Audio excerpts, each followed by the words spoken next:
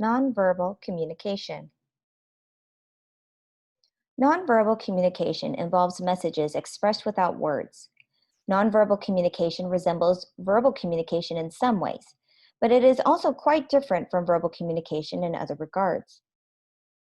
Nonverbal behavior always has communicative value. You may not always intend to send nonverbal messages, but everything about your appearance, your every movement, your facial expressions, and the nuances of your voice have the potential to convey meaning. Nonverbal communication operates even in mediated communication.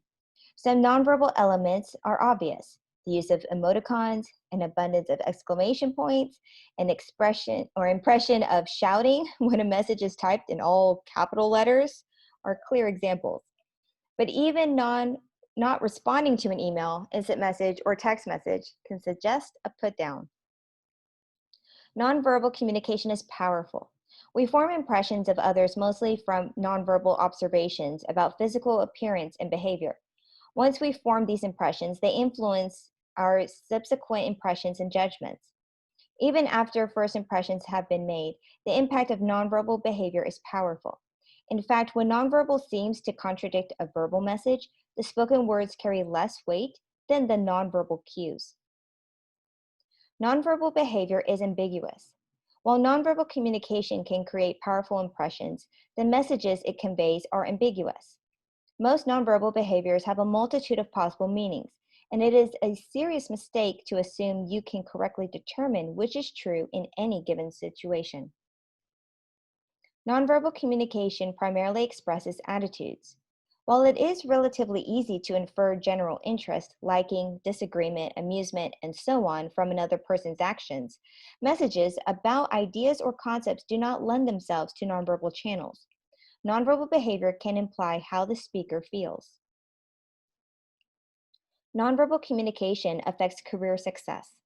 Not surprisingly, the ability to manage your nonverbal behavior plays a strong role in communicative success. Much nonverbal behavior is culture-bound. Certain types of nonverbal behavior seem to be universal. However, many nonverbal expressions do vary from culture to culture. In this age of international communication and business, it is especially important to understand cultural differences in the meanings assigned to nonverbal behaviors. Your own experience shows the voice communicates in ways that nothing to do with the words a speaker utters. You may recall, for instance, overhearing two people arguing in an adjoining room or apartment. Even though you cannot make out their words, their emotions and the fact that they were arguing were apparent from the sounds of their voices. The term paralanguage describes a wide range of vocal characteristics, each of which helps express an attitude. Pitch, high-low, resonance, resonant versus thin, range, spread to narrow, tempo, rapid to slow, articulation, precise to imprecise, disfluencies such as rhythm, smooth to jerky, pauses, frequency and duration, and volume, loud to soft. Appearance plays a tremendous role in determining how a communicator's messages will be received in business and elsewhere.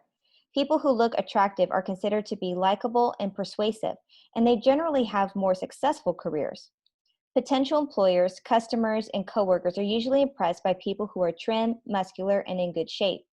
The kind of clothing one wears can influence how people react. Whether to dress up or dress down depends on the industry or field of work. Geography also makes a difference in determining an appropriate working wardrobe. When choosing your wardrobe, consider the following tips. Look around at the key people in the industry and in the company where you work. Dress for the job you want. Err on the side of dressing conservatively. Do not show too much skin, and do not confuse casual with sloppy. On an obvious level, a person's face communicates emotions clearly. Facial expressions, like other nonverbal signals, may be ambiguous. The eyes themselves communicate a great deal.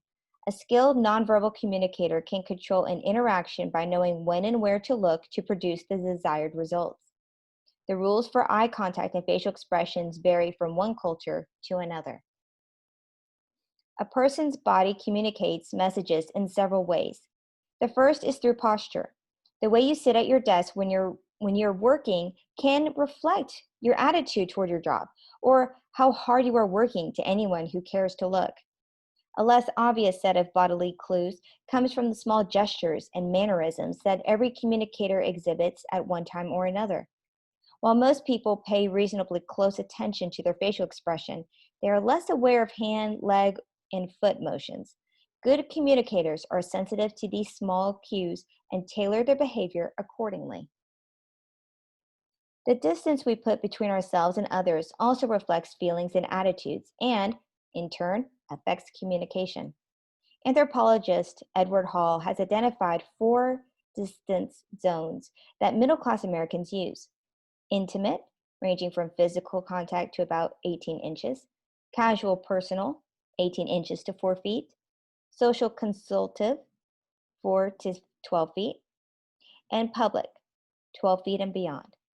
Besides reflecting attitudes, distance creates feelings. An effective communicator will usually choose to operate at a casual personal distance when establishing a friendly atmosphere is the goal. Interpersonal distance is another nonverbal indicator of power. One unspoken culture rule is that the person with higher status generally controls the degree of approach. The physical environment in which we operate also shapes how we communicate. Consider the way space is allocated in an organization. Power locations become apparent when we look at the amount and location of existing space given to various employees and groups. Another way in which environments shape communication is through proximity. The distance that separates people is perhaps the most important factor in shaping who talks with whom. Furniture arrangement also influences the way people communicate. Dominant, high-status persons often select a position at a table where they can see and be seen. You can create the most desirable degree of accessibility by manipulating space and barriers. Proximity and visibility encourage contact, whereas distance and closure discourage it. The way we use time sends a number of silent messages. In monochronic cultures, speaking within the allotted time generally shows good planning and concern for the audience. Speaking longer inconveniences the listeners and communicates lack of regard to their schedules. In contrast, in some polychronic cultures, speaking only for the allotted time signals a lack of excitement or actual indifference toward the audience or the issue. Getting down to business quickly may be seen as a rude and insulting move on the part of the potential business associate. Use the following guidelines to help achieve your professional goals. Monitor your nonverbal behavior. If you're ever asked, "How am I doing?" you know something about self-monitoring, the process of paying close attention to your behavior and using these observations to shape the way you behave. High self-monitors are good at knowing when to adapt their nonverbal behavior to suit the situation. Self-monitoring is especially useful to ensure that you become integrated into the fabric of an organization. Keeping an eye on how you may look and sound to others is likely to enhance your image as a professional. Demonstrate interest in others. The term immediacy describes verbal and nonverbal behaviors that indicate closeness and liking. Among these nonverbal cues are closer proximity, more direct eye gaze, more forward lean, more relaxed posture, positive facial expression, and warmer vocal qualities. There is a strong link between high immediacy and career success. With practice and self-monitoring, you can manage your nonverbal immediacy most effectively. Observe conventions. Some nonverbal conventions are cultural. For example, in Northern Europe, you can expect to greet associates with a handshake, where in contrast, Mediterranean countries, a hug and a kiss might be more appropriate. Some nonverbal conventions are just as strong within certain fields or organizations. The style of dress that personal trainers or website designers wear would look out of place at a meeting of investment bankers. In some cases, violating others' expectations can be effective as long as your unexpected behavior is judged positively.